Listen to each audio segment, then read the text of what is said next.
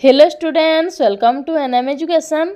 आज भिडियो रे तुम 7th क्लास साहित्य सौरभ बहीर छोट मोर गाँटी पद्यर अभ्यास कार्य आलोचना करिबा।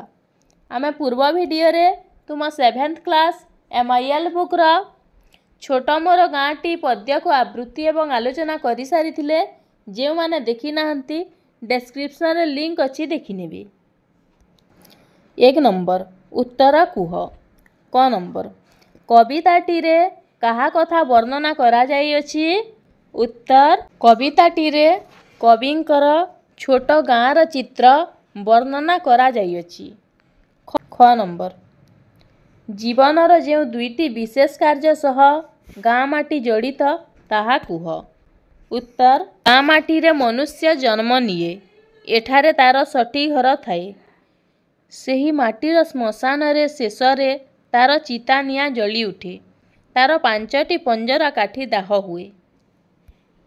ग नंबर कहार जल रक्त होई तांको शरीर रे प्रवाहित हेउछि बोली कवि कहिसंती। उत्तर हब पल्लीग्रामर जल रक्त होई तांको शरीर रे प्रवाहित हेउछि बोली कवि कहिसंती। घ नंबर कवि निज गाँरु कौन कौन पाइछंती बोली वर्णना करिसंती। उत्तर कवि निज गाँरु जल वायु तथा प्राकृतिक दृश्य पाइछंती बोली वर्णना करिसंती। व नंबर केउठारे बसी से सबको मना पकाउछंती।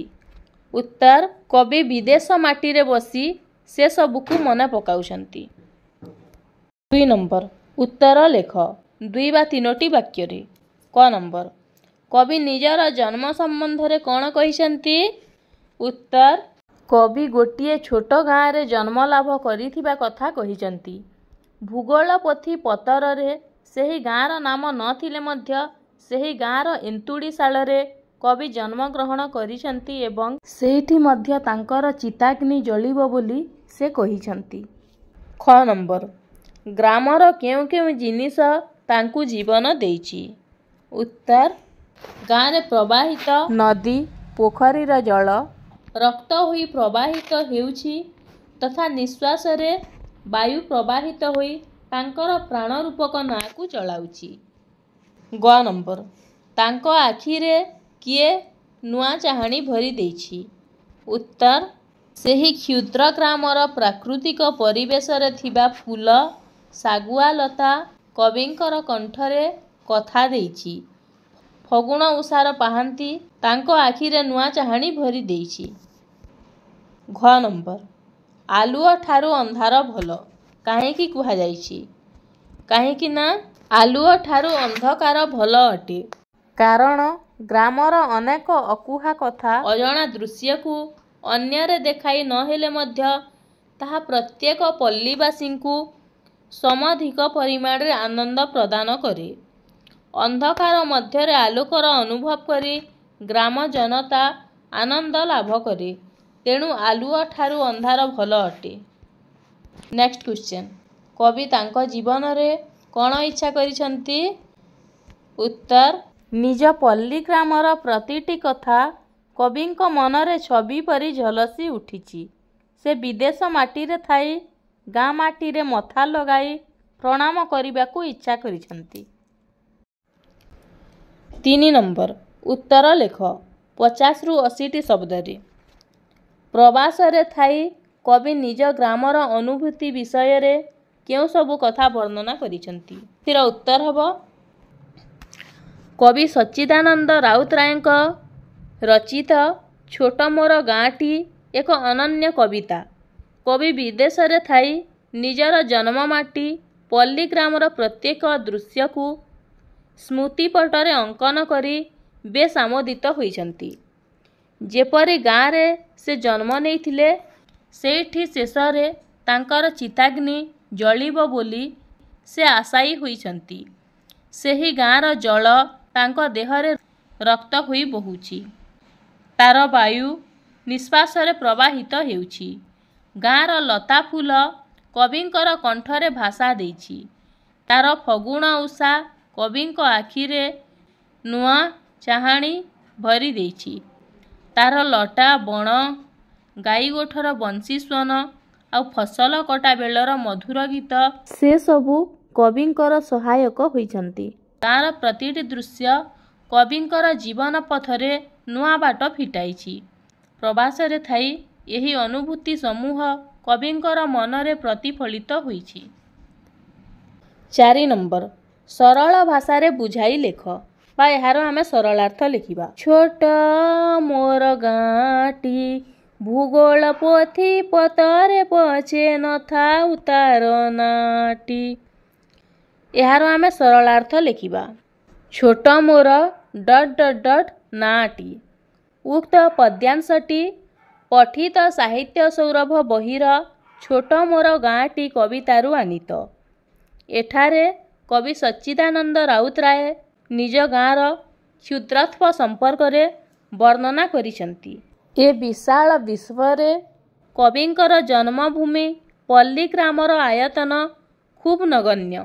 ତାର ନାଁ ଠିକଣା କୌଣସି ଭୂଗୋଳ ପୁସ୍ତକରେ ସ୍ଥାନ ପାଇଥିବ କି ନା ସନ୍ଦେହ। ହେଲେ ତାହା କବି ପାଇଁ ସ୍ୱର୍ଗପୁରଠାରୁ ଅଧିକ ମହନୀୟ, କାରଣ ସେଠାରେ ସେ ଜନ୍ମ ହୋଇଛନ୍ତି ଆଉ ସେହି ମାଟିରେ ଥିବା ଶ୍ମଶାନରେ ତାଙ୍କର ଚିତାଗ୍ନି ଜଳି ଉଠିବ। ଜନ୍ମଠାରୁ ମୃତ୍ୟୁ ଯାଏଁ ପ୍ରତିଟି ଘଟଣାର ମୂକ ସାକ୍ଷୀ ଏହି କ୍ଷୁଦ୍ର ପଲ୍ଲୀ ଗ୍ରାମ। ତା ପ୍ରତି କବି କାହିଁକି ଯେ କେହି ବ୍ୟକ୍ତିର ପ୍ରାଣ ବିଳାପ କରିବା ସ୍ୱଭାବ ସିଦ୍ଧ ଅଟେ। ଖ ନମ୍ବର, ଇଚ୍ଛା ହୁଏ ମାଟିରେ ତାର ଶିରଟି ଥରେ ନୁଆନ୍ତି। ଏଇଟା ଯେଉଁ ମୋର ଅଛି ଏଇଟା ପ୍ରିଣ୍ଟିଂ ମିଷ୍ଟେକ୍ ଅଛି, ଏଇଟା ଥରେ ହେବ। ଏହାର ମଧ୍ୟ ସରଳାର୍ଥ ଲେଖିବା। ଇଚ୍ଛା ହୁଏ ... ନୁଆନ୍ତି। ଉକ୍ତ ପଦ୍ୟାଂଶଟି ପଠିତ ସାହିତ୍ୟ ସୌରଭ ବହିର ଛୋଟ ମୋର ଗାଁଟି କବିତାରୁ ଆନିତ। ଏଠାରେ କବି ସଚ୍ଚିଦାନନ୍ଦ ରାଉତରାୟ ବିଦେଶରେ ଥାଇ ଗାଁକୁ ପ୍ରଣାମ ଜଣାଇବାର ଯେଉଁ ଇଚ୍ଛା ପ୍ରକଟ କରିଛନ୍ତି ତାହା ଏଠାରେ ବର୍ଣ୍ଣନା କରାଯାଇଛି। କବି ବିଦେଶରେ ଥାଇ ନିଜ କ୍ଷୁଦ୍ର ଗ୍ରାମର ପ୍ରତିଟି ଦୃଶ୍ୟକୁ ସ୍ମରଣ କରିଛନ୍ତି। ଏହି ଗ୍ରାମର ପ୍ରାକୃତିକ ଦୃଶ୍ୟ ତାଙ୍କୁ କିପରି କବି କରାଇ ପାରିଛି ତାହା ସେ ମର୍ମେ ମର୍ମେ ଅନୁଭବ କରିଛନ୍ତି। ନିଜର ଜନ୍ମମାଟିଠାରୁ ଦୂରରେ ଅବସ୍ଥାନ କଲେ ମଧ୍ୟ ତା ପ୍ରତି ଥିବା ଅନାବିଳ ମମତ୍ୱବୋଧ କବିତାରେ ସ୍ୱତଃ ପରିପ୍ରକାଶ ଘଟିଛି। ଗାଁର ପ୍ରତି ଦୃଶ୍ୟ କବିଙ୍କ ଜୀବନ ପଥରେ ସହାୟକ ହୋଇଛି, ତତ୍ ସଙ୍ଗେ ସଙ୍ଗେ ଏକ ନୂତନ ରାହା ଫିଟାଇଛି। ଏସବୁ ଦୃଶ୍ୟ ଛବି ପରି କବିଙ୍କ ମନରେ ଝଲସି ଉଠିଛି, ଯାହା ଫଳରେ ତାର ମାଟିରେ ମଥା ନୁଆଁଇବାକୁ ତାଙ୍କ ଇଚ୍ଛା ଜାଗ୍ରତ ହୋଇଛି। ବାସ୍ତବରେ କବିଙ୍କର ଏହି ବର୍ଣ୍ଣନା ଯୁଗୋପଯୋଗୀ ହୋଇପାରିଛି। 5 ନମ୍ବର, ଅସଜଡ଼ା ପଦକୁ ସଜାଡ଼ି ଲେଖ।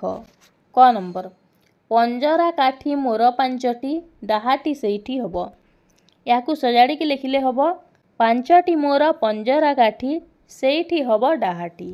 ଖ ନମ୍ବର, କଣ୍ଠେ ମୋର ଦେଲାଜି କଥା, ତାହାରି ଫୁଲ ଶାଗୁଆ ଲତା। ଏହାକୁ ସଜାଡ଼ିକି ଲେଖିଲେ ହବ ତାହାରି ଫୁଲ ଶାଗୁଆ ଲତା, କଣ୍ଠେ ମୋର ଦେଲାଜି କଥା। ଗ ନମ୍ବର, ତାହାରି ବଣ ତାହାରି ଲଟା, ତା ମୁରଲି ସ୍ୱନ ଗାଈ ଗୋଠ। ଏଇଟାକୁ ସଜାଡ଼ିକି ଲେଖିଲେ ହବ ତାହାରି ଲଟା ତାହାରି ବଣ, ତା ଗାଈ ଗୋଠ ମୁରଲି ସ୍ୱନ। ଏହିପରି ଭାବରେ ଲେଖିନେବା। 6 ନମ୍ବର ବା ଶେଷ ପ୍ରଶ୍ନ ଦେଖିବା। ପରାଣ ଶବ୍ଦରୁ ଯେପରି ପ୍ରାଣ, ସେହିପରି ନିମ୍ନଲିଖିତ ପଦଗୁଡ଼ିକର ଅନ୍ୟ ରୂପ ଲେଖ। ସରଗର କ'ଣ ହବ? ସ୍ୱର୍ଗ।